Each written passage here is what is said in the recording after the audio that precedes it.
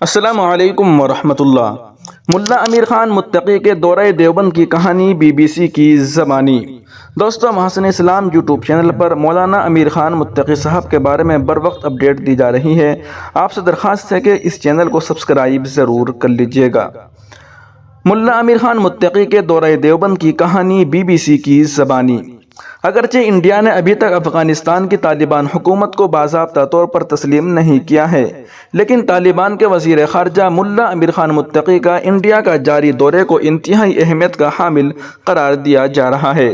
India کے وزیر خارجہ ایس جے شنکر نے 10 اکتوبر کو امیر خان متقی کی دہلی آمد پر ان کا استقبال کیا تھا اور ملاقات کے بعد یہ اعلان کیا کہ انڈیا کابل میں موجود اپنے ٹیکنیکل مشن کو سفارت خانے کا درجہ دے گا۔ اسی دوران سنیچر کے دن یعنی 11 اکتوبر کو امیر خان متقی صاحب نے ایشیا کے معروف دینی ادارہ دارالعلوم دیوبند کا دورہ کیا، جہاں ان کا پرتپاک استقبال کیا گیا۔ پروفیسر محمد مظہر الحق نے بتایا کہ دیوبند میں ان کا انتہائی والہانہ اور پرتپاک استقبال ہوا اور وہاں اس قدر بھیڑ تھی کہ کسی قسم کے پروٹوکول پر عمل پیرا ہونے کی کوئی گنجائش نہیں تھی۔ خود امیر خان متقی نے دیوبند کے سفر کو شاندار سفر بتایا۔ انہوں نے کہا کہ یہاں نہ صرف دارالعلوم بلکہ پورے علاقے سے لوگ آئے۔ میں ان کے پرتپاک استقبال اور مہمان نوازی کے لیے ان کا شکر گزار ہوں۔ میں علماء دیوبند اور اہل علاقے کا مشکور ہوں۔ میں ہندوستان اور افغانستان کے تعلقات کا بہت روشن مستقبل دیکھ رہا ہوں۔ اپنی تقریر میں طالبان وزیر خارجہ امیر خان متقی نے کہا کہ دیوبند کے ساتھ نہ صرف مذہبی بلکہ سیاسی اور تاریخی قابل فخر رشتے ہیں۔ طالبان حکومت کی وزارت خارجہ کے اہلکار ذاکر جلالی نے کہا، دارالعلوم دیوبند کے ساتھ اس تاریخی تعلق کے ذریعے دونوں ممالک ثقافتی اور فکری میدان میں ایک نیا باب کھول سکتے ہیں۔ اس سے نہ صرف علمی تعاون بڑھے گا بلکہ خطے میں مذہبی احترام، باہمی احترام اور اعتدال پسندی کی فضا کو مضبوط بنانے کی راہ ہموار ہوگی۔ بہت سے لوگوں نے طالبان وزیر خارجہ امیر خان متقی کے دیوبند کے دورے کی تعریف کی ہے۔ ایک مصنف عبدالستار سعید نے دیوبند میں امیر خان متقی کے استقبال کے بارے میں لکھا، یہ استقبال محض رسمی اور علامتی نہیں ہے بلکہ اس میں خلوص اور روحانیت آیا ہے۔ امیر خان متقی کو درس حدیث میں اجازت نامہ۔ پروفیسر مظہر الحق نے بتایا کہ افغان طالبان دارالعلوم دیوبند کے مکتبہ فکر سے تعلق رکھتے ہیں اور ان کے کچھ رہنماؤں نے نہ صرف انڈیا میں تعلیم حاصل کی ہے بلکہ اسی مکتبہ فکر سے تعلق رکھنے والے پاکستان میں قائم بہت سے مدرسوں سے تعلیم حاصل کی ہے۔ انہوں نے کہا کہ وہاں امیر خان متقی نے حدیث کے ایک درس یعنی کلاس میں شرکت کی اور وہاں ان کی دستار بندی بھی کی گئی، جو کہ مدرسے کی جانب سے ایک اعزاز کی حیثیت رکھتا ہے۔ ان کی آمد سے قبل جمعیت علماء ہند کے سربراہ مولانا ارشد مدنی نے کہا، جو کچھ دیوبند کے علماء نے ہندوستان میں آزادی کے لیے کیا، افغانستان نے اس سے سیکھا ہے۔ انہوں نے کہا، جس طرح ہمارے آباء و اجداد نے دنیا کی سب سے بڑی طاقت برطانیہ کو شکست دی تھی، اسی طرح وہاں یعنی افغانستان میں انہوں نے یعنی طالبان نے دنیا کی سب سے بڑی طاقتوں یعنی روس اور امریکہ کو شکست دی اور یہی وہ طاقت ہے جو انہیں آج دیوبند تک لے آئی ہے۔ اس حوالے سے ہم نے دیوبند میں میڈیا سے گفتگو کرنے کے مجاز مولانا اشرف عثمانی سے بات کی تو انہوں نے کہا، ہم نے ان کی آمد کے حوالے سے 2 سیشن رکھے تھے، ایک خصوصی ملاقات اور ایک جلسہ عام، لیکن اتنا بڑا مجمع تھا کہ سیکورٹی وجوہات کی بنا پر جلسہ عام کو ملتوی کرنا پڑا۔ خصوصی ملاقاتوں کا سلسلہ بہت اچھا رہا۔ انہوں نے مولانا ارشد مدنی سے اور دارالعلوم کے محتم یعنی وی سی مفتی ابوالقاسم نعمانی سے ملاقات کی، ان کے حدیث کے درس میں شرکت کی جہاں سے انہیں اجازت حدیث دی گئی۔ یہ ایک علامتی اعزاز ہے جس سے پتہ چلتا ہے کہ ملا امیر خان متقی نے مفتی ابوالقاسم نعمانی کے درس میں شرکت کی۔ دیوبند کے دورے کی اہمیت۔ دیوبند کے لیے ان کا یہ دورہ کتنی اہمیت کا حامل ہے، اس سوال کے جواب میں انہوں نے کہا کہ وہ ہمارے اسٹیٹ گیسٹ تھے اور اسی لحاظ سے ان کا استقبال کیا گیا۔ دارالعلوم دیوبند ملک سے علیحدہ کوئی چیز نہیں ہے، وہ ملک کی خارجہ پالیسی کے ساتھ ہے اور اگر دونوں ممالک کے رشتے اچھے ہوتے ہیں تو یہ دونوں ممالک کے لیے خوش آئند بات ہے۔ کیا ان کے اس دورے کے بعد افغانستان سے طلباء کی آمد شروع ہو جائے گی؟ اس کے جواب میں انہوں نے کہا کہ یہ تعلیمی ادارہ ہے، یہاں ابھی بھی افغانستان کے درجنوں طلباء زیر تعلیم ہیں۔ ہم نے دیوبند اور طالبان کے تعلق کے حوالے سے محقق اور مورخ مولانا نور الحسن راشد کاندھلوی سے بات کی تو انہوں نے بتایا کہ ملا امیر خان متقی کا دورہ نہ صرف دیوبند کے لیے بلکہ پورے انڈیا کے لیے انتہائی اہمیت کا حامل ہے۔ ان دونوں ممالک کے دیرینہ تعلقات رہے ہیں۔ اگر آپ بہت پیچھے جائیں تو یہ ایک مملکت ہوا کرتے تھے۔ انہوں نے بتایا کہ جب انگریز حکومت کے خلاف شیخ الہند کی تحریک چلی تو اس میں افغانستان کے علاقے کے بڑی تعداد میں علماء ان کے ساتھ تھے۔ یہ رشتہ کوئی 125 برس پرانا ہے جو ابھی تک جاری ہے۔ دیوبند میں باب الظاہر کی تعمیر۔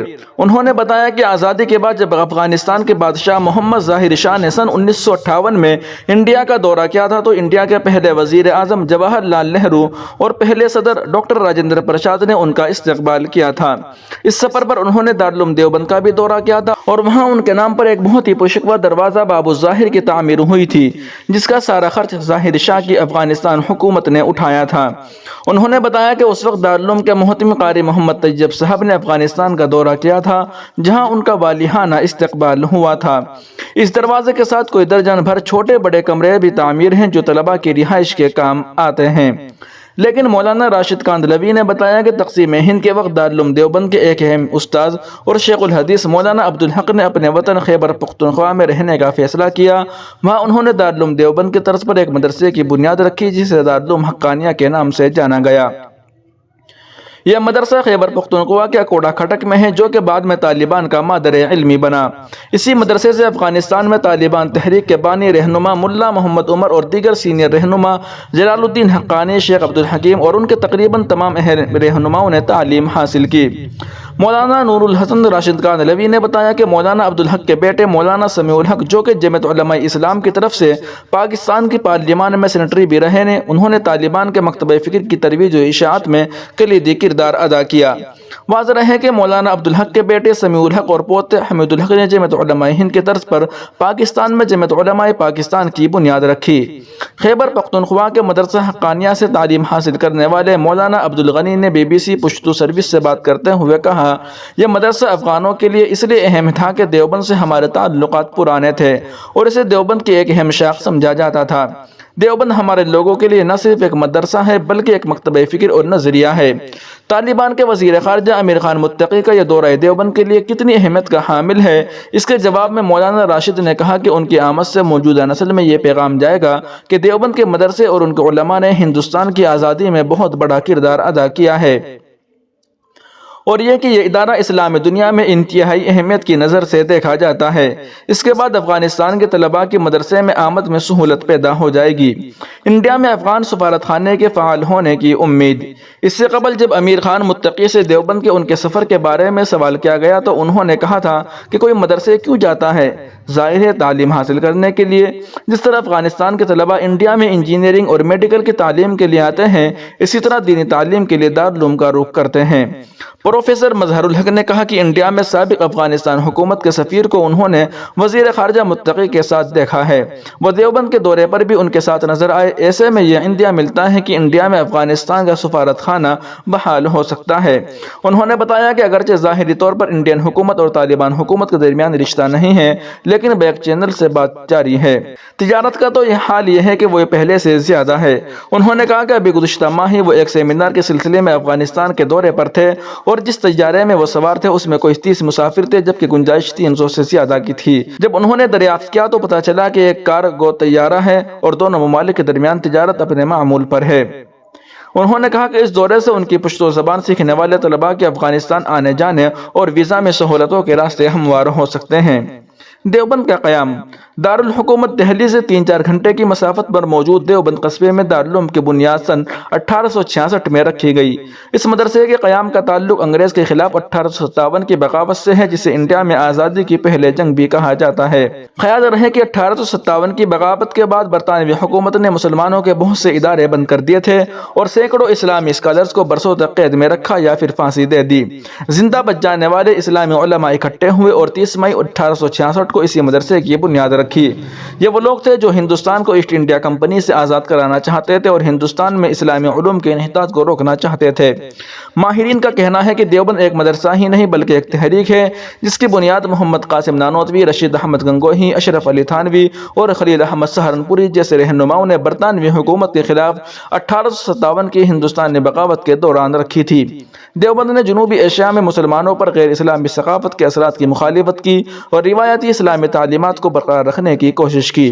اس تحریک نے نومبر 1919 میں سیاسی اور مذہبی گروپ جمعیت علماء ہند کی بنیاد رکھی۔ انہوں نے ہندوستان کے مختلف گروہوں سے ہندوستان میں برطانوی فوجی موجودگی کے خلاف متحد ہونے کی اپیل کی۔